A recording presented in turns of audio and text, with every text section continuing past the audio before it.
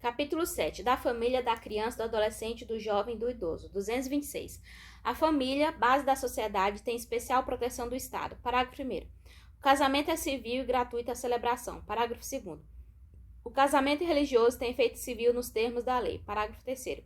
Para efeito de proteção do Estado, é reconhecida a união estável entre o homem e a mulher como entidade familiar, devendo a lei facilitar sua conversão em casamento. Parágrafo 4º. Entende-se também como entidade familiar a comunidade formada por qualquer dos pais e seus descendentes. Parágrafo 5º. Os direitos e deveres referentes à sociedade conjugal são exercidos igualmente pelo homem e pela mulher. Parágrafo 6º. O casamento civil pode ser dissolvido pelo divórcio. Parágrafo 7º. Fundado nos princípios da dignidade da pessoa humana e da paternidade responsável, o planejamento familiar é livre decisão do casal, competindo ao Estado propiciar recursos educacionais e científicos para o exercício desse direito, vedada qualquer forma coercitiva por parte de instituições oficiais ou privadas. Parágrafo 8º.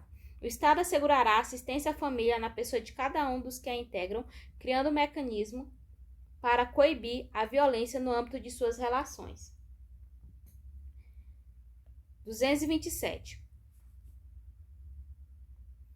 É dever da família, da sociedade e do Estado assegurar à criança, ao adolescente e ao jovem, com absoluta prioridade, o direito à vida, à saúde, à alimentação, à educação, ao lazer, à profissionalização, à cultura, à dignidade, ao respeito, à liberdade e à convivência familiar e comunitária, além de colocá-las a salvo de toda forma de negligência, discriminação, exploração, violência, crueldade e opressão. Parágrafo 1º.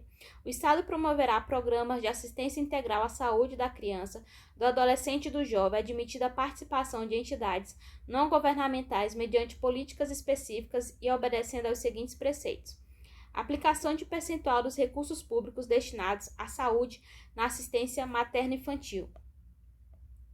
Criação de programas de prevenção e atendimento especializado para as pessoas portadoras de deficiência física, sensorial ou mental, bem como de integração social do adolescente e do jovem portador de deficiência, mediante o treinamento para o trabalho, a convivência e a facilitação do acesso aos bens e serviços coletivos com a eliminação de obstáculos arquitetônicos de todas as formas de discriminação. Parágrafo 2º. A lei disporá sobre normas de construção dos logradouros e dos edifícios de uso público e de fabricação de veículos de transporte coletivo, a fim de garantir acesso adequado às pessoas portadoras de deficiência. Parágrafo 3º. O direito à proteção especial abrangerá os seguintes aspectos: idade mínima de 14 anos para admissão ao trabalho, observado o disposto no artigo 7º, inciso 33, garantia de direitos previdenciários e trabalhistas, garantia de acesso do trabalhador adolescente e jovem à escola, garantia de pleno e formal conhecimento da atribuição de ato infracional, igualdade na relação processual e defesa técnica por profissional habilitado, segundo dispuser a legislação tutelar específica, obediência aos princípios de brevidade, excepcionalidade e respeito à condição peculiar de pessoa em desenvolvimento, quando da aplicação de qualquer medida privativa da liberdade, estímulo do poder público através de assistência jurídica, incentivos fiscais e subsídios, nos termos da lei, ao acolhimento sob forma de guarda de criança ou adolescente órfão ou abandonado. Programas de prevenção e atendimento especializado à criança, ao adolescente e ao jovem dependente de entorpecentes e drogas afins. Parágrafo 4º. A lei punirá severamente o abuso, a violência e a exploração sexual da criança e do adolescente. Parágrafo 5º. A adoção será assistida pelo poder público na forma da lei, que estabelecerá casos e condições de sua efetivação por parte de estrangeiros. Parágrafo 6º.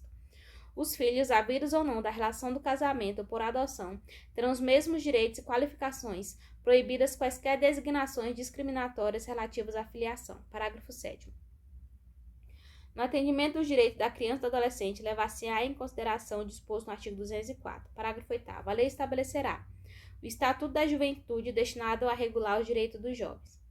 O Plano Nacional de Juventude de duração decenal, visando a articulação das várias esferas do poder público para a execução de políticas públicas.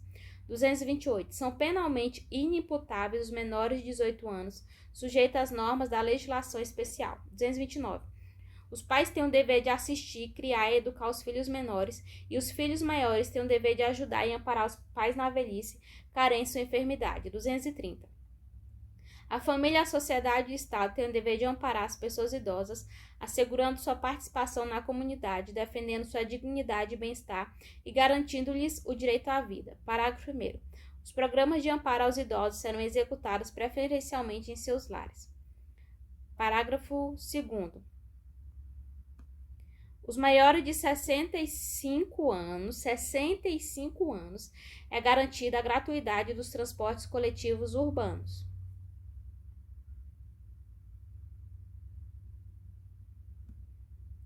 Capítulo 8. Dos índios. 231. São reconhecidos aos índios sua organização social, costumes, línguas, crenças e tradições e os direitos originários sobre as terras que tradicionalmente ocupam, competindo à União demarcá-las, proteger e fazer respeitar todos os seus bens. Parágrafo 1º. São terras tradicionalmente ocupadas pelos índios, as por eles habitadas em caráter permanente, as utilizadas para suas atividades produtivas, as imprescindíveis à preservação dos recursos ambientais necessários ao seu bem-estar e as necessárias à sua reprodução física e cultural segundo seus usos, costumes e tradições. Parágrafo 2º. As terras tradicionalmente ocupadas pelos índios destinam-se à sua posse permanente, cabendo-lhes o usufruto exclusivo das riquezas do solo, dos rios e dos lagos nelas existentes. Parágrafo 3º. O aproveitamento dos recursos hídricos, incluídos os potenciais energéticos, a pesquisa e a lavra das riquezas minerais em terras indígenas, só podem ser efetivados com autorização do Congresso Nacional, ouvidas as comunidades afetadas, ficando-lhes assegurada a participação nos resultados da lavra na forma da lei. Parágrafo 4º. As terras de que trata este artigo são inalienáveis e indisponíveis e os direitos sobre elas imprescritíveis. Parágrafo 5º. É vedada a remoção dos grupos indígenas de suas terras, salvo ad referendo do Congresso Nacional, em caso de catástrofe ou epidemia que ponha em risco sua população ou no interesse da soberania do país, após deliberação do Congresso Nacional garantida em qualquer hipótese o retorno imediato logo que cesse o risco. Parágrafo 6º. São nulos e extintos, não produzindo efeitos jurídicos, os atos que tenham por objeto a ocupação, domínio e a posse das terras a que se refere este artigo, ou a exploração das riquezas naturais do solo, dos rios e dos lagos nelas existentes, ressalvado o relevante interesse público da União, segundo o que dispuser a lei complementar, não gerando a nulidade, a extinção, direito à indenização ou a ações contra a União, salvo na forma da lei, quanto às benfeitorias derivadas da ocupação de boa-fé. Parágrafo 7º. Não se aplica às terras indígenas o disposto no artigo 174, parágrafo 3º e parágrafo 4º. 232. Os índios, suas comunidades e organizações são partes legítimas para ingressar em juízo em defesa de seus direitos e interesses, intervindo o Ministério Público em todos os atos do processo.